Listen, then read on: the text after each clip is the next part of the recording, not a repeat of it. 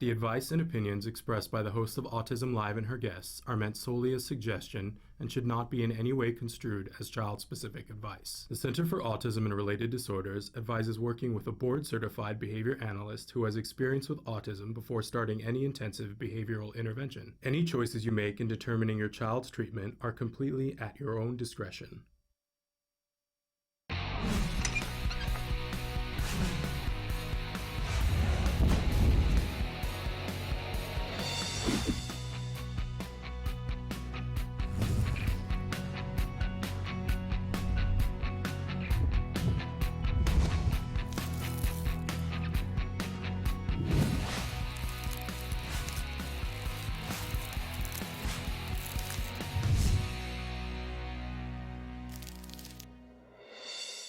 Good morning and welcome to Autism Live. I'm Shannon Penrod. We're coming to you live from the Warner Center in Woodland Hills, California. It is Thursday morning. It is the 6th of June. I know this because I never know what day it is, but I know this because yesterday was my son's 16th birthday. Pinch me. I don't even know how that could possibly be, but he's 16 now. And the truth is he's looked like he's been 16 for a really long time, so I guess it like all makes sense now. But everybody keeps asking me, how does it feel? And I'm like, I like it so weird. Because it seems like yesterday they handed him to me. Don't get me crying. But in any case, we are here coming to you live from the Warner Center in Woodland Hills, California. This is the home for the Center for Autism and Related Disorders. It is also the home for Autism Live. And it's not a coincidence that those two things exist in the same place and time. We are coming to you from the CARD headquarters. We call Center for Autism and Related Disorders CARD. We are coming to you live from their studio. And the reason why we talk about ABA a lot on this program, and the reason why I tend to love on CARD is because that was where my son got his treatment, the treatment that has made all the difference in the world. So I throw that out to all of you.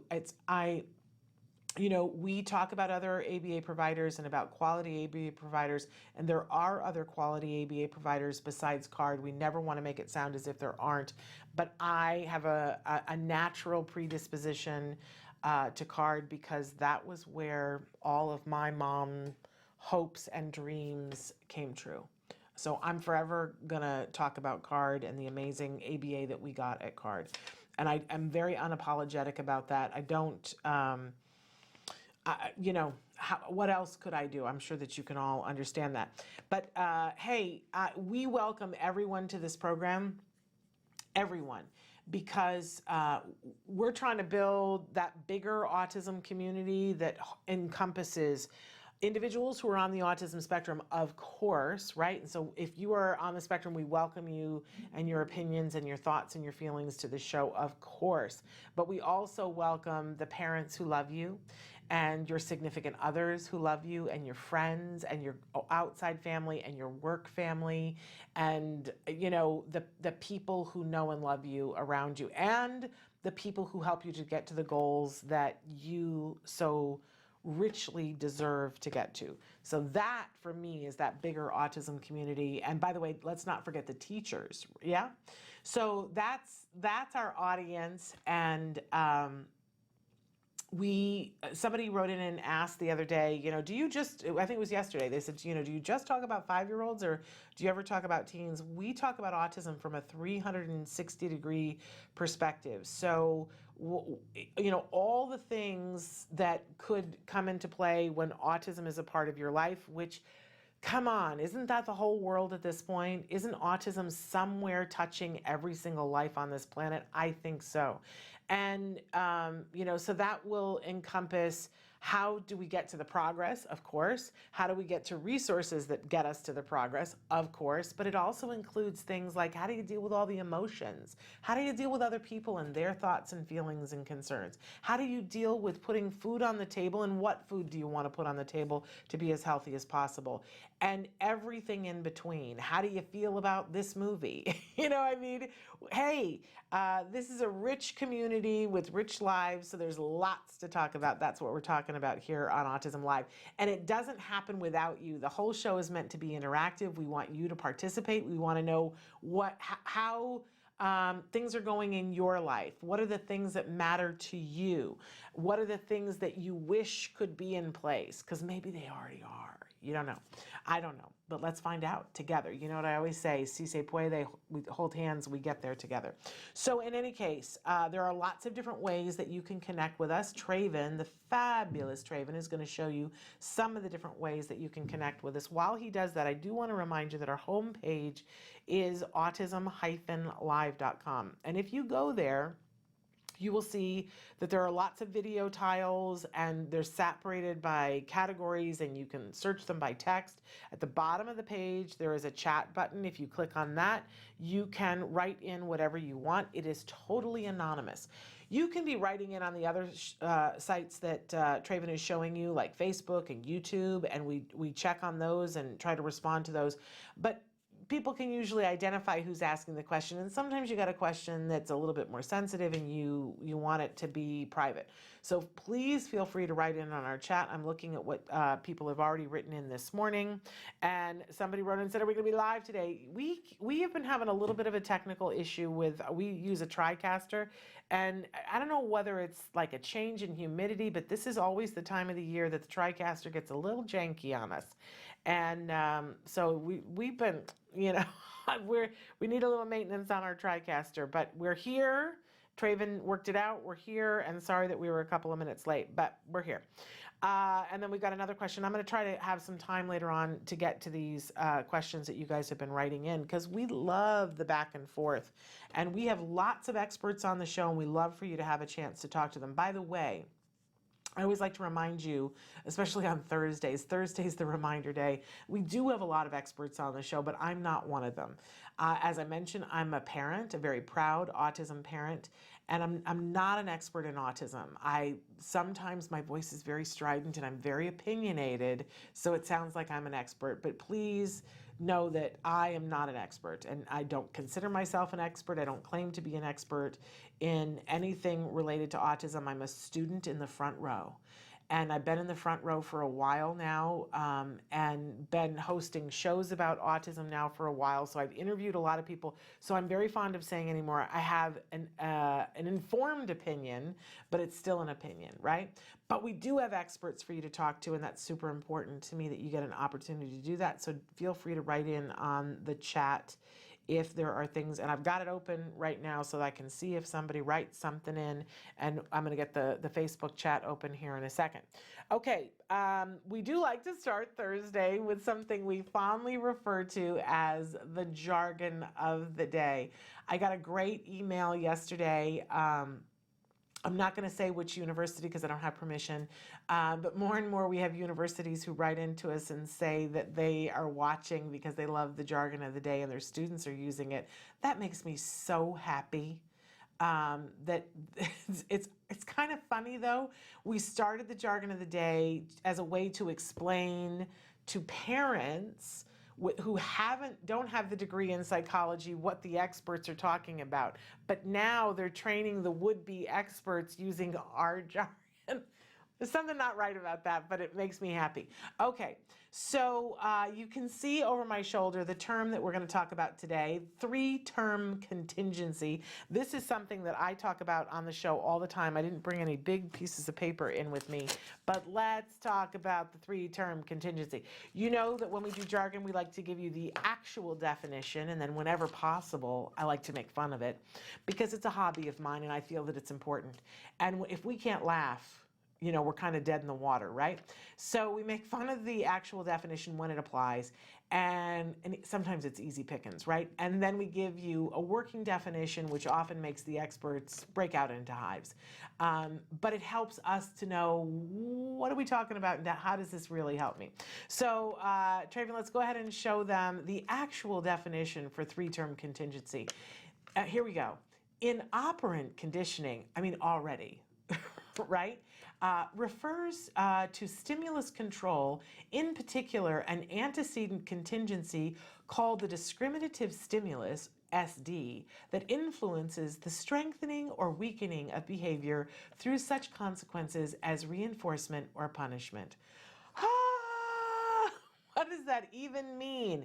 You'd have to have 3 dictionaries out open to, because if you don't know what operant conditioning is, and, let's face it, I learned about operant conditioning back in second year psychology in college, and then I promptly forgot it because I wasn't using in my life. You know what I'm saying?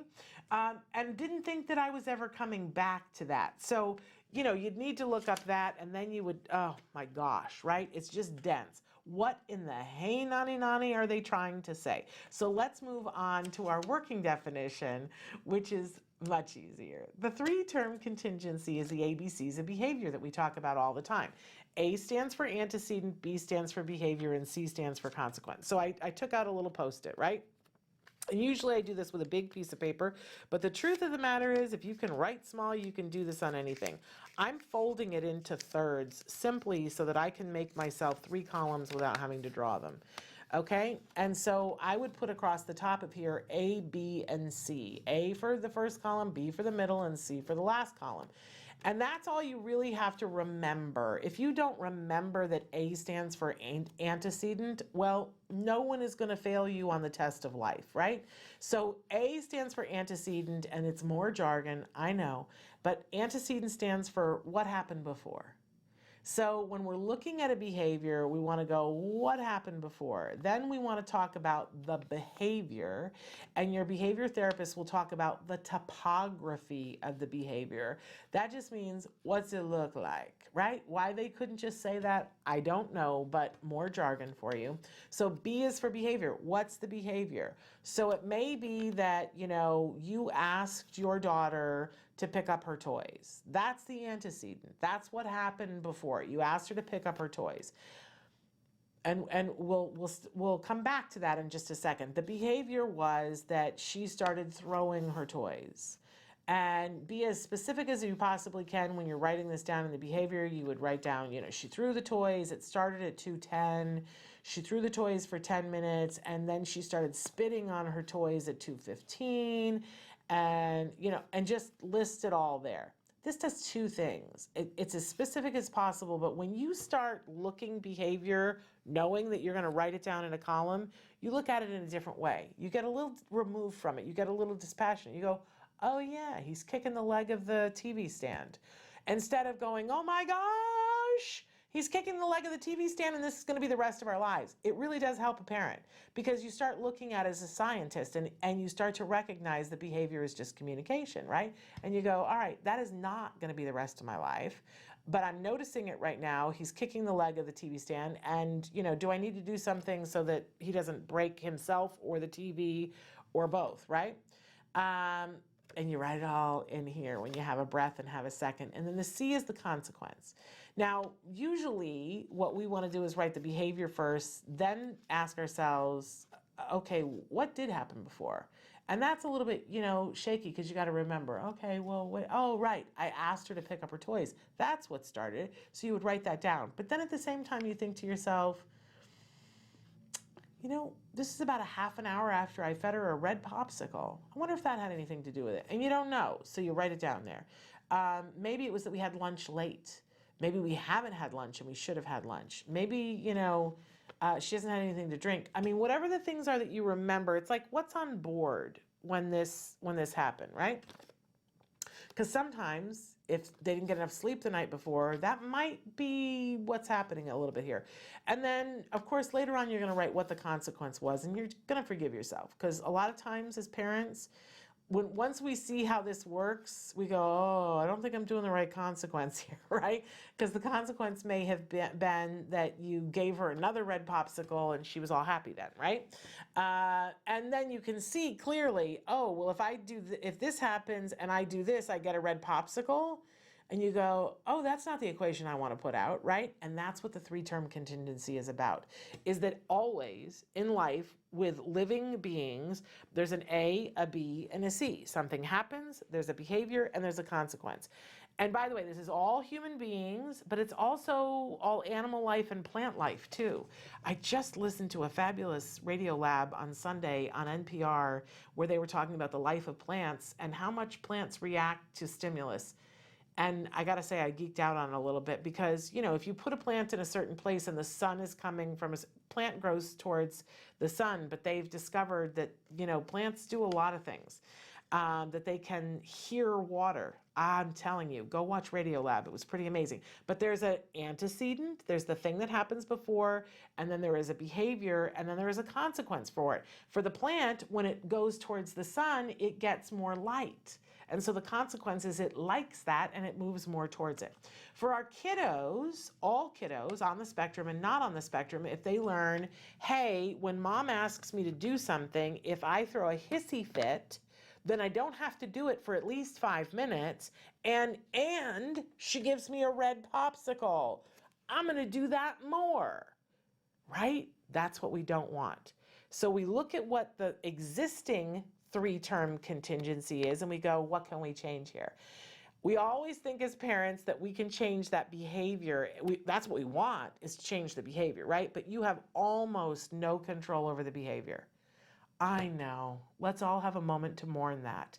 But right, you have almost no control over the behavior. What are you going to do? Handcuff them? No. That is not the place where you have power. And we wouldn't want to handcuff our children anyway. Don't write in. I'm not advocating handcuffing. Do not handcuff children ever. But we have some control over the antecedents, right? Like we can make sure that our children get enough sleep, or when they don't have enough sleep, we can be mindful about how many demands we're putting on them, because that's what we would want, right? So we have some control over the antecedents, and we can, depending on the level of their receptive language, we can talk to them about what's happening after they're going to pick up their toys, right? There's a lot we can do in the antecedent column. And there's a lot we can do in the consequence column. So a lot of times in ABA, the consequence is a non-reaction. We're going to talk more about that on Monday, about the non-reaction. But imagine if somebody asked you to pick up your toys and you threw a hissy fit and you still had to pick up the toys and you had to do it while you were doing the hissy fit and you didn't get a red popsicle for it. Eventually, throwing the hissy fit, you would realize it really didn't get me out of anything and it didn't do anything for me, so I might as well just pick up my toys. And here's the other thing, if we got to the point where we could converse enough with a child and say, hey, if you pick up your toys, and so if I ask you to pick up your toys and you do it without a hissy fit, that's when you get the red popsicle, and that's when you get praise, or that's when you get the book that you wanted, or that's when you get a sticker, and when you get 5 of the stickers, you get to go for ice cream, whatever's meaningful, right? When we teach them that contingency, then they go, hey, when she says this and I do this, all the good things I want in life happen. And that's when they get excited and want to learn more about society and what else, do you want me to know how to do? Like if I say to you, thank you and please, and if I say I want more, I get it, right? That's the three-term contingency. And what ABA looks at is how do we manipulate the A and how do we manipulate the C so that we can get the behaviors we want. And the behaviors we want are learning and gaining skills, right? And being able to communicate our needs. Because our kids aren't able to do that when they start out, so they will kick or they will hit or whatever, because wouldn't you? If you didn't have a way of saying, I need this, I need a drink of water, I need a blanket, I need a break, right? If you didn't have a way to communicate that, eventually you start to break down. So I keep holding up this little piece of paper as if it's got the world on it. But you know what? The truth is, when you use these 3 columns and when you start to understand it, and then you help the person that you love in your life, no matter what age they are, to understand that this is how things work, talk about paradigm shift. You start to look at everything in a different way, because so much of our time and our education is about this whole, well, the behavior. Even teachers, they go, oh, Johnny came to school today and he was not polite. First thing we should ask is, what happened before? And what was the consequence for it, right? Because otherwise, what are you going to do? It's a behavior. A behavior is a communication. And when you know the antecedent and you know what happened, what consequence, then you begin to know what the behavior is. And those, my friends, are the keys to the kingdom. Okay, I belabored that enough. So moving on, we always have a question of the day. That we love it when you guys write in to answer the question of the day. You can write it on our Facebook, on YouTube, whichever. Our question of the day is, where do you go to escape negative feelings? And this can be a physical place, or this can be a state of mind, or this can be a behavior that you do. When you are feeling negative, what do you do? And boy, doesn't this tell us a whole lot about a person? I have a friend who said to me the other day, oh man, I had such a hard day at the work. I just really had to go to the gym and work it out. And I thought, oh man, like that wouldn't even occur to me, right? Right? And maybe that's part of what's wrong in my life, because what a positive way of working out negative feelings. But I will confess for myself, that is not my thing. Clearly, food, hello, food, food is my best friend. If I'm not feeling well, I'm like, what can we eat now? And that has gotten me where I am. But if we look at the three-term contingency and we say, okay, what happened before? If we're having some anxiety or some negative feelings, what do we want to do with those feelings? What behavior do we go to? And what immediate consequence is there? And a lot of times there's a long-term consequence. And the long-term consequences don't matter to us, right? Unless we make them matter. It's the same thing with our kids.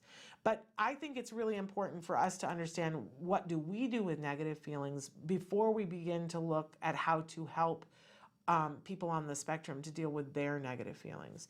There are so many things that we can do, but some people just ignore and displace. And I think it's important that we identify, first of all, that just like everyone else, people on the autism spectrum are going to have anxiety, and sometimes more.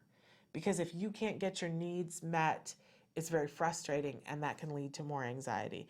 And then if you have the world telling you that you are wrong, which unfortunately happens all too often with people who are on the autism spectrum.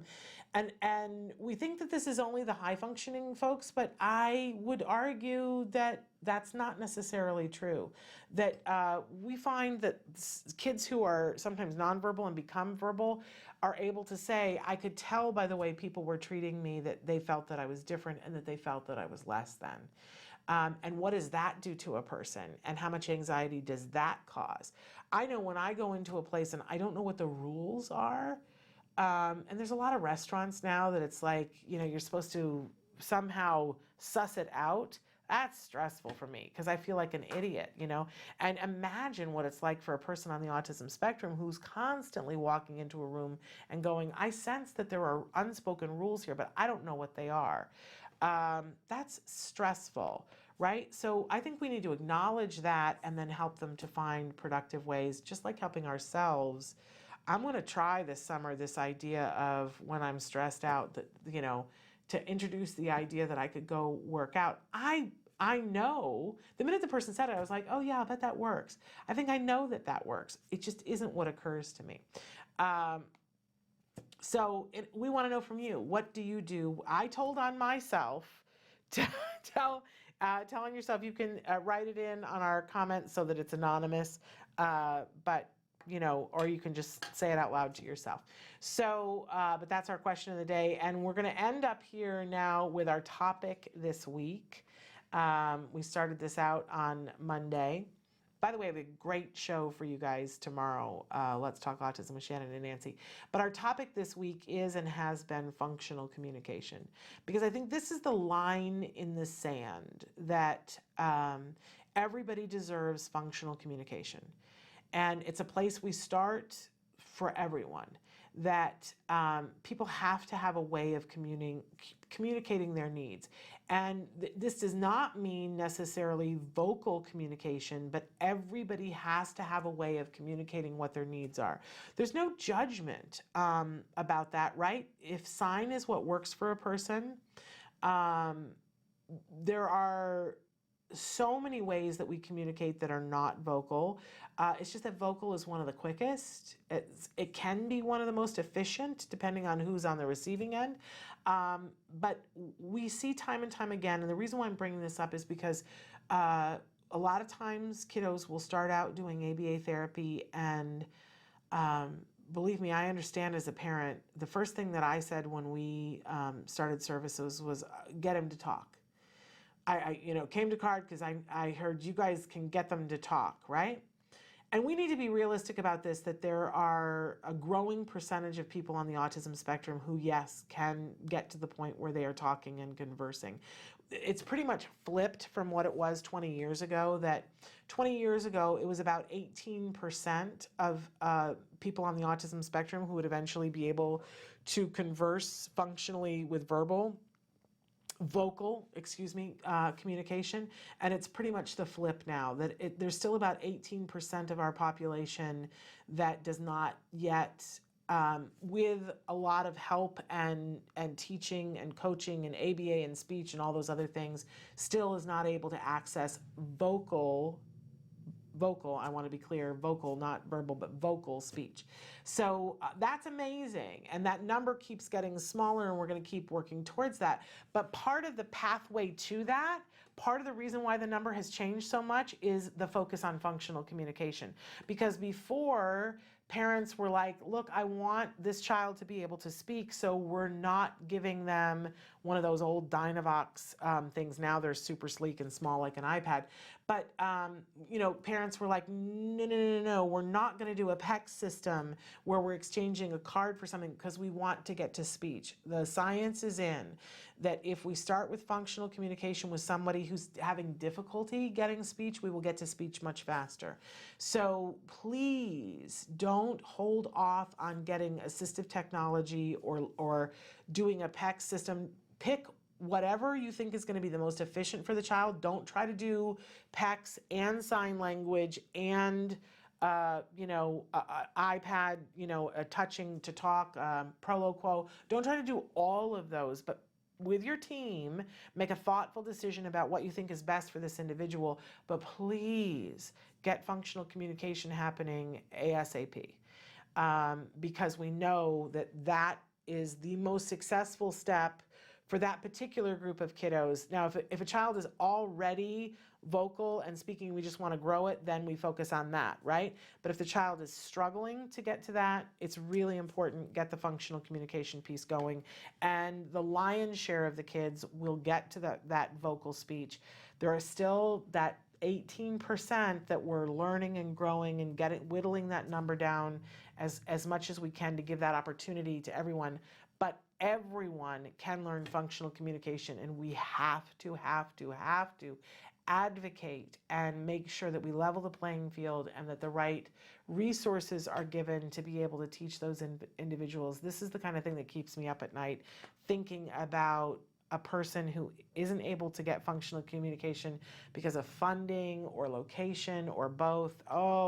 Or because someone is stuck in an idea of what they think is best for a child. That's the worst one, because as parents, we always want to do what's best for our child, but sometimes we don't have the right information.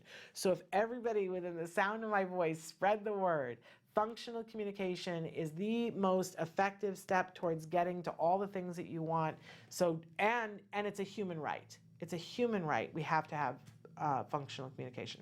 Okay, all right. We took a little bit longer with this today, but that's okay. We had things to talk about. I want to take a short break. We're going to come back, hit a couple of questions that have come in on the live feature as much as we can, And then we have two guests that are going to be joining us. Jordan Kamnitzer and his partner, Tony, is also going to be here. And we've had them on the show before, two amazing self-advocates with a short film that is out and keeps doing so well at festivals. I hear that they have an update for us about that. But it's always such a joy to have them with us. So they're going to be joining us in just a minute. So stick with us. Hey, I'm Candace Cameron Bray. Tom Bergeron. You're watching Autism Live. And you're watching Autism Live. And you're watching Autism Live. You're watching Autism Live. Do you provide care services to someone with autism? Recently, more and more children are being diagnosed with the condition and getting the support they need as awareness grows. But what happens to these children as they grow up? It's estimated that over 500,000 youth with autism will turn 18 in the next decade, and they'll be faced with a very difficult reality. As children with autism grow up, their services start to disappear or become very difficult to access. Things like medical care, mental health counseling, vocational training, and more. All services that are still desperately needed. The loss of support that youth with autism face as they grow up is so severe that it's referred to in the autism community as falling off a cliff. Adults with autism need the same level of support they had as children to avoid falling off the services cliff. Introducing Skills Living, the web-based software designed specifically to help transitioning youth and adults with autism so they can avoid the cliff and instead fly to success. With Skills Living, help your learner with autism develop the skills they need in all the critical areas of adult life, including self-control, planning, and problem-solving, effective communication, performing life skill tasks for independent living, acquiring and maintaining employment or other meaningful activities, developing and maintaining social skills and relationships, accessing transportation and public services, and being safe. Skills Living includes a comprehensive assessment, a data collection mobile app, behavior intervention plan builder, and automatic progress reporting. It also provides a complete curriculum addressing 16 key areas spanning the entire range of functioning adulthood. Skills Living is easy to use and can be implemented by schools, parents, and autism service providers. Call or click today for your free demo and see how Skills Living can help your learner with autism avoid the cliff and instead reach their fullest potential. Skills Living. Wish, learn, become. Welcome back to Autism Live. We wanted to take just a couple of seconds here to at least begin to address some viewer questions. So the first one, how can I get my son who is 10 years old held back in the 5th grade? What kind of an argument can I use that would make a case? They are saying that holding him back would not help him get up to the 5th grade level, but that doesn't mean my son can't go up a grade level even if it's from 2nd to 3rd. It would seem that the criteria they are using would exclude majority of special needs kids. Okay, so I'm guessing from this that you've already asked them if he could stay back. I will tell you that the majority of schools don't even entertain the idea because they think that parents will have a negative reaction. So I'm just checking here, but it sounds like you've already talked to them and that they have said that they don't want to do it and that their case is it's not going to help him. So if you really feel very strongly that he needs to be held back in 5th grade, then I would go back to his IEP and his goals. Here's where it gets dicey. And we will, we don't have Bonnie this week, but we will have her next week and we can ask her opinion about this. Bonnie Yates, who is our special education attorney that joins us on the show periodically. But, you know, you've got your IEP, right? And your IEP has goals in it. And the first thing that I would want to know is sometimes a school will put goals in because they know they can attain them. Because it's a legal document and they're responsible for attaining the goals that are in there. So they kind of shortchange our kids and give an easy goal that they know that they can maybe already get to. So I would first take a look at the goals and say, were they realistic and were they goals that pushed for your child learning? Maybe you need to go back and say, no, I want to do 5th grade again and I want to make the goals a little bit harder. But it sounds like you and the school are on two different pages, and that's the page. This is a place where you got to come together. That I would be realistic with them about what your expectations are and why you want him held back in 5th grade. I mean, there are specific reasons to hold our kids back. But why schools don't jump to aside from the fact that it's a negative for the parents, it's also like it for some individuals. If you said, well, we're not going to let you leave 2nd grade until you know everything that's in 2nd grade, there are some individuals that would be in 2nd grade for 4 years or 5 years, right? And that's not how a school works, because it's not, eventually you're going to be too big for the classroom. It's not going to work for you. And they're thinking of the dollar amount because eventually they want to move you off their roles, right? And eventually they will. By the time your 21st birthday, it's bye-bye, right? And they have a responsibility for showing progress. So they want to move them to the next grade up. I guess I would ask you, is it for social reasons? For the reasons that you want him held back in 5th grade, is that something that we could take this summer and just get him caught up and start 6th grade with a bang? And I'm only asking that because we don't ever want our kids to be bored. So you don't want him to go through the thing that he just went through unless we adjust the playing field, right? So I guess write back and tell me what it is you want him to accomplish in 5th grade that didn't happen. Because something in the equation has to change. Maybe a different teacher, maybe a different school, maybe different goals. But if you're going to have him do 5th grade again, if it didn't work the first time, we got to figure out what we have to do to make it work the second time, right? Or get him caught up over the summer so that he can start 6th grade. So write me back and tell me what the issues are. I would appreciate knowing. And then we had another question came in from our West Virginia mom. She says, hello, West Virginia mom here. My son is 5. I can't believe he's 5 already. High functioning with severe sensory processing issues. We've been having a very difficult time with fine motor skills, and his handwriting is like that of a 3-year-old.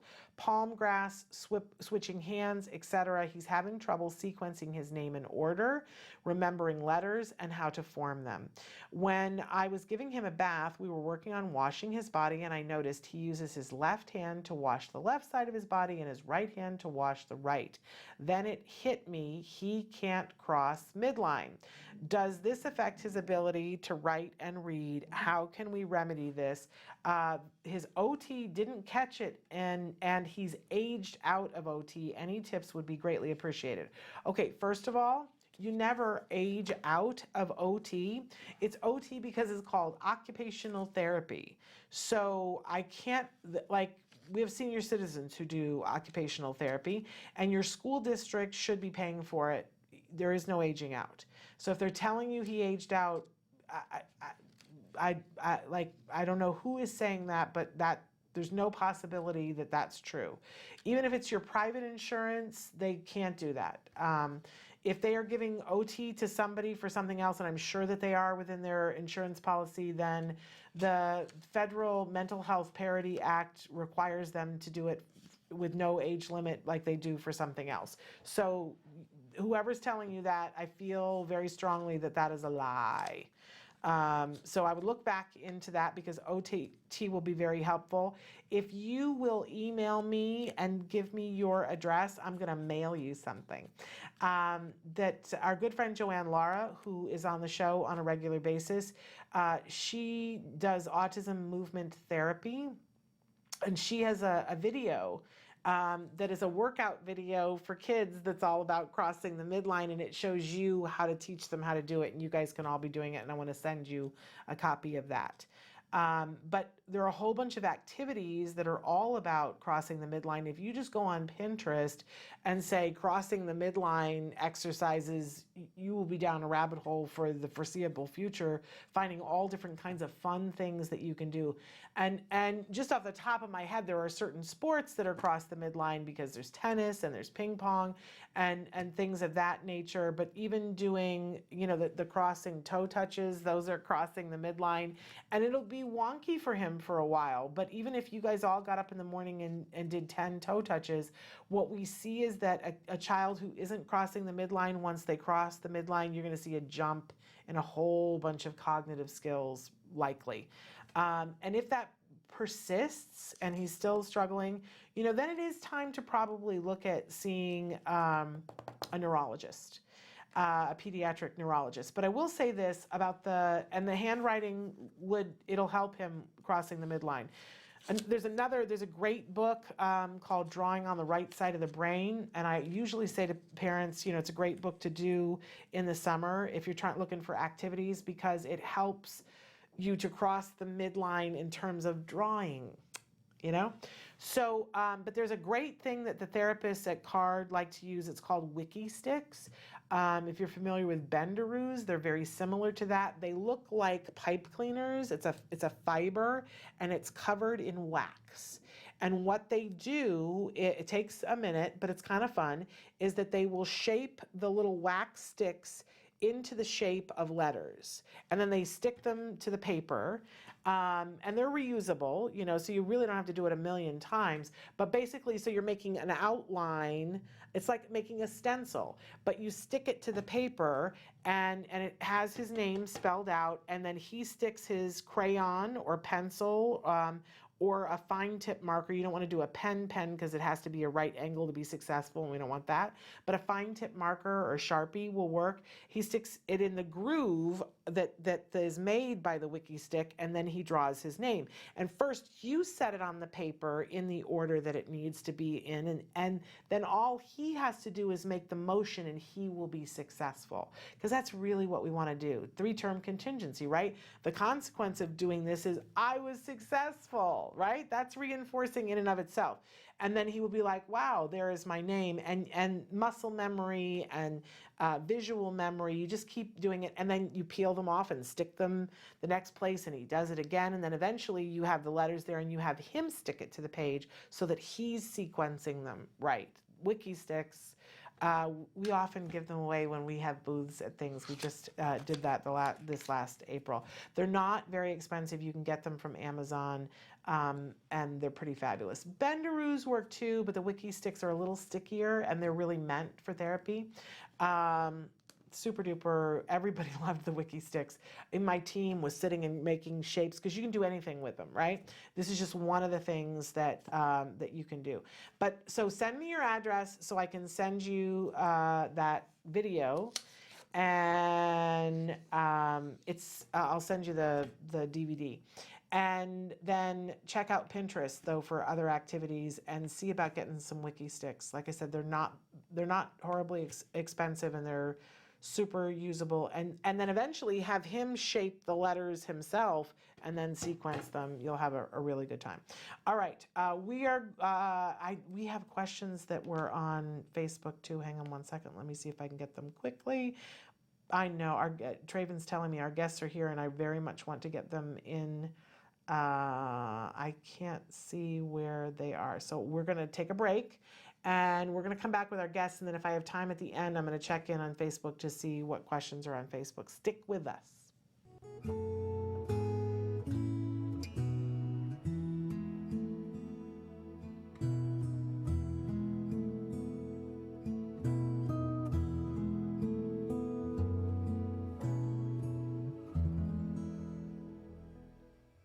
So we're going to do down dog next. So with down dog, there are several different ways that you can do it, and I want to show you first and then help you with yours so that we can work on what feels good for you, okay? All right, because there's no right way to do it. It's more about what your body likes, right? So for me, what I'm going to do is start off with my hands at the top of my mat, my headlights.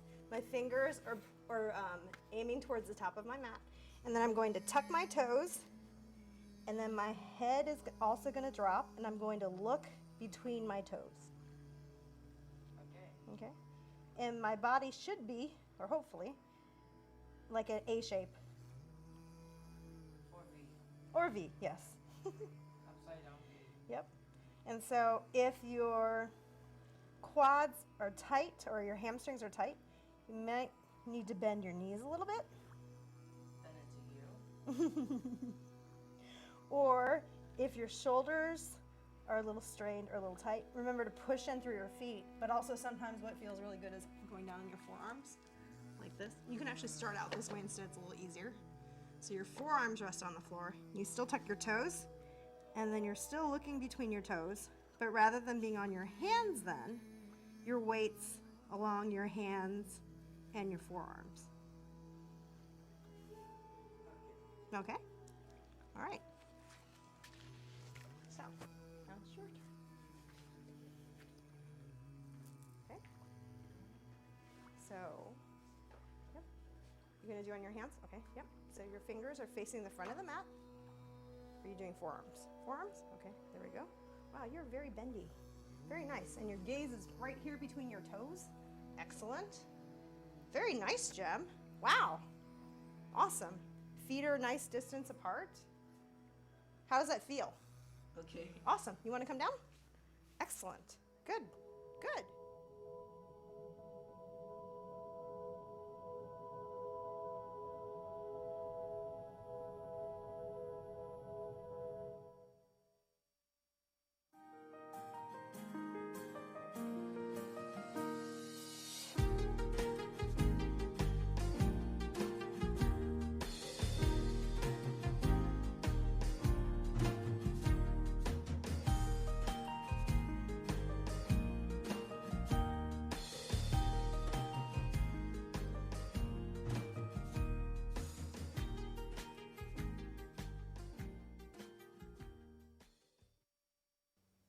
Neurodiversity in parents. One big happy family? We hope so. Anyway, what is neurodiversity? Everybody's talking a lot about it these days. Neurodiversity means that there's a view that people with autism just have a different way of being, and they should be honored for that. And then parents oftentimes look at autism as a disability or a disorder, and that can create some conflict. We sometimes throw up our hands, neurodiversity or neurodiversity. There can actually be some issues around this that we need to think about together. First of all, neurodiversity could be positive because it can create more of kind of a sense of acceptance in society. Yes, these people have autism, they're just different. It could possibly help create a sense of self-esteem that's improved in people with autism. They just realize, okay, I'm not damaged, I'm not bad, whatever, I'm just different. So that could be useful. On the downside, it could be an excuse to not give services to people with autism, to not have much empathy for their parents, and to not look at ways that they can be helped. And in many people that have autism, they do very well. Other people do not do well at all. They can't access services. They cannot enjoy their life. They're in pain. So it is important that we understand it's not just one issue. So how do we solve this when we look at neurodiversity? I think we have to look at it this way. It's kind of like when you have that big family dinner at Thanksgiving and everybody's around the table. You got your uncle, your aunt, your kids, your parents. Everyone has an opinion. It doesn't necessarily mesh. And I think the way that we need to think about this is we need to respect each other's opinion, because actually we need each other. We need to be allies on this. The outside world is a big place for people with autism spectrum disorders and their families. We have to remember, we're one big, happy, dysfunctional family, and we need to behave that way. We should respect each other, listen to each other, and we will all have a great time when it comes time to get together and celebrate the lives of people with autism. Welcome back to Autism Live. We're very excited because once again on the show we have joining us Jordan Kamnitzer and Tony Kent. And these are two amazing people who have been on the show before. I had identified you as self-advocates earlier, but let's be more specific. I'm going to let you guys introduce what words you use when you describe yourselves. So, Jordan, how do you identify yourself? Well, Shannon, I do identify myself mostly, yes, as a self-advocate with Asperger's syndrome, and I'm very proud, and especially with the way things have been going on. And of course, I know there'll be a lot more discussion when it comes to the film Perfectly Normal and all that. We'll talk about that. Right. And Tony, you wanted us to be clear about the fact that you are not on the spectrum, but there is another way that you identify. Do you want to tell us how you identify yourself? Well, my name is Tony Kent, and I have a disability too, and I have Tourette's syndrome, but I take medication for it. And I feel very grateful in my life what I have, and incredibly grateful that I have Jordan in my life. And we've gone through some very hard times and sad times, but we're still together. And I mean, I sometimes don't stop and think how very lucky that I have it, especially to have Jordan. Even though I'm sorry, Jordan, that I'm a lousy girlfriend. Well, obviously you are not, because you clearly make Jordan happy. And this is evident in the film. Tell us how this whole film came about. It's a short film about the two of you. Jordan? Yes. Are you sick of me? No. That's always the female question. Isn't that what we always all want to ask? Honey, if you're watching, to my husband, are you sick of me? And hopefully he'll say the same thing. No, not at all. That's what we always want to hear from our men, right? Right. But Jordan, tell us about the film and how it all came to be. Well, the film, Perfectly Normal, had come through a friend of the owner of the company that I work for called Social Study School Services. And David Reiner and Marika Reiner knew a person from the Netherlands named Joris de Balci, and was interested in wanting to do a documentary about my lifestyle and my life with Asperger's syndrome. And though it took filming for a year and a half, we had it done at different places. And it was just a wonderful experience doing it, despite the patience of doing the thing over and over again. Yeah. That was very valuable. And so it's about, what, 14, 15 minutes long? It's not very 12 long. minutes. 12 minutes, okay. And I really encourage everyone to watch it because it's 12 minutes well spent to see. It's like getting to spend a day in your lives and going places with you guys, including going to a grocery store and seeing what it's like for you guys. And you guys are as cute as you can be. You're such a lovely couple. But your life is a little bit unique. You both work, but you work full time, correct, Jordan? Right. And you have a very important job Yes. that you've been doing for a long time. Tell us a little bit about what you do. I'm a file clerk for Social Study School Services, where supplemental materials grades K through 12 are supplied. I've worked there for 31 years. It's located in Culver City, California. And I don't mean to be insensitive, but at a certain point, are you thinking of retiring? Not yet, Yeah. knowing about how the economy and things are itself, yeah. Yeah. Well, I don't want to guess your age, and you don't have to say your age, but I know recently people have started looking at me and going, so do you have plans for retirement? And I'm like, retirement? What's that? I'm planning on working straight up through lunch on the day of my funeral.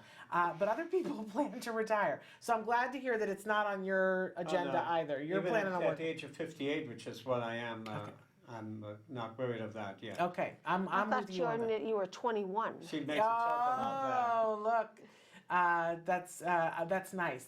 Jordan's she feels that you're- 21 and you're that. 20. She Oh. makes a joke about that. I would take that. Although I don't want the problems of 20 back again. No, I I'm sorry about prefer to that. be in my late 50s because 20 was intense, right? Right. But in any case, so this film chronicles a period of time with the two of you. And Tony, you work, but I are you work full-time? Part-time. Part-time. And I'm very, very grateful for my job, you know. And I tell Jordan and everybody else that any person that has any type of job, they are very lucky they have it because it's very hard to find jobs nowadays. Absolutely. You know, so many places people have gotten laid off and they've lost their lease, you know, because they're not getting enough customers in and stuff like that, you know. So And having a it's- job is a beautiful thing to and have. It's a not right. only that, you know, I'm very grateful that I'm able to work because there are a lot of people with disabilities that are too sick to work and can't work, you That's know. absolutely So we got to right. count our blessings about that too, you know. Absolutely. So if people wanted to watch the film, Jordan, where's the best place to send them right now to see it? Go online to the New York Times Perfectly Normal link, Okay. and you'll be able to see it when you click on it. And I forwarded the note I got from Joris after it became available. And I always say to feel free to share it with your friends and colleagues. And honestly, the New York Times picked it up and said, we think that this is an important film, and made the link available so that people can watch it for free. And that really was an amazing thing for the New York Times to look at your documentary and go, we think this is important enough to put it on our website. That's pretty a big compliment, right? But you've had other compliments since, and the film has been able to do some pretty amazing things. You had a little bit of an update. What's happening with the film now? Well, in the past years, I still spread the film around online or even on my Facebook page. Last couple of years ago, me and Tony went to San Francisco for the Self-Advocacy Conference, which went very, very well. It dealt with relationships, and we showed the film and answered questions about it. And so if there's a group of people who are watching who say, gosh, you know, we think they watch the documentary and they think this is pretty amazing, because there is something, I mean, the word I want to use is intimate. It is so intimate that we get to spend some time with you guys. We get to see how you spend your couple time together. We get to watch you cooking a meal, going to the store, grocery store to get the ingredients for it. And we also get to see you playing the piano and singing. It's just delightful. It will put a smile on your face, right? But it will also, you know, our hearts bleed for you a little bit because it's not easy. At this point in your lives, some of the things, because money is not readily available. You guys are working hard like everybody else, and sometimes there isn't enough money for all the things that you would like to do. Yes. So there's that heartbreak to it too. It's just a real story about real people, and this idea of normal, right? Like, well, I don't know what normal is, but we get to see the normalcy of your life together, and it's beautiful. It's absolutely beautiful. So if people are watching that and they belong to a group and they go, hey, we got to have these folks come, you are willing to travel and to go to places and answer questions and speak and do all of that.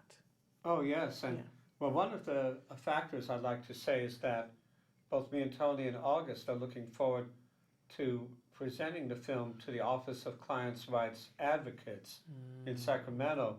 We're getting a stipend payment for that, and that's wonderful. I'd like to see you get more of those. I think that would be a great thing to have, you know, if you've got a group and you can afford to have these lovely folks come and speak, I think it would be well worth your dollars. And that would be good for you guys. There'd be another income stream to help you guys with the things that you want to do. Because, you know, you guys have hopes and dreams like everybody else. Oh, and absolutely. Of course. And we want to see you guys be successful in all those things. Now, at the time of the filming, you guys, correct me if I'm wrong, you guys were living separately, correct? Yes. Yeah. And are you still living separately, or do you live? Okay. Yes. But you come and spend weekends at his house? Okay. And well, I'm kind of glad when we asked you to come on, Jordan. I never want to assume that a couple is still together because you know you never know. But I was so excited when you said, "Hey, can Tony come too?" And I was like, "Yes, they're still together." Sure. I absolutely. That was like that put a smile on my face. Sure. Jordan still has to put up with me. but Jordan, he's. I'm sorry that I'm a terrible person. You're not. But so maybe let's take a minute and talk about what you love about each other. What are the things that keep you together? Well, Jordan is very patient with me, and I know I do some things to drive him crazy. And my That's crazy, called being a woman, Tony. My crazy ideas, you know what I mean? But you know, I know sometimes, you know, Jordan and I do argue a lot, but every couples do, you know, every now and then. But we always work things out, you know. But I know sometimes I don't listen to Jordan, and sometimes I'm very hard-headed, and I know a lot of things Jordan is right, you know, and I don't admit that, you know. But you know, that means that Jordan cares, you know. And I love Jordan very much. He's the best boyfriend in the whole wide world. I love you very much. Thank you. Jordan, what do you love about her? She's been there for me at different times, both good times and bad times and crisis and all that. Yeah. So has he. And you know, there are folks who say that it's hard to find a relationship in life in general, right? And then there are statistics about for folks that are on the autism spectrum that sometimes it's harder to have a successful relationship. What do you think the secret is to the success that you guys have found in having a long-term relationship? Because how long have you been together now? 26 plus years. That's a long time. That's a long time. What's the secret to your success? We can all learn. Cooperation, I have to say that. Understanding and respect for each other's needs. That's amazing. And what, is you say the same thing, Tony, or do you have a different idea? Absolutely, yeah.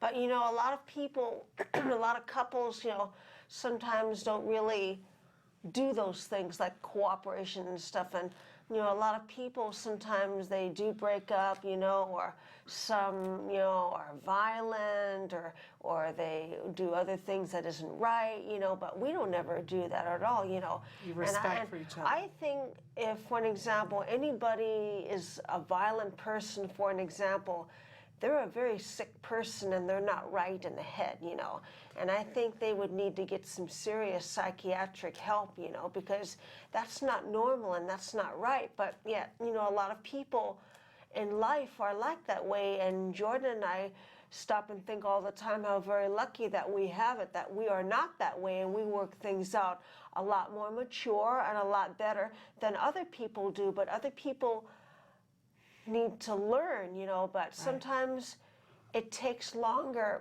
for other people to learn, or quicker or shorter, but just it depends on the person. But I have seen and heard a lot of people like shootings and stuff, and it's terrible. They're not right in the head, they're very sick people, Jordan and I do agree about that, but we should stop and think how very lucky we are that we have good heads on our shoulders. Absolutely.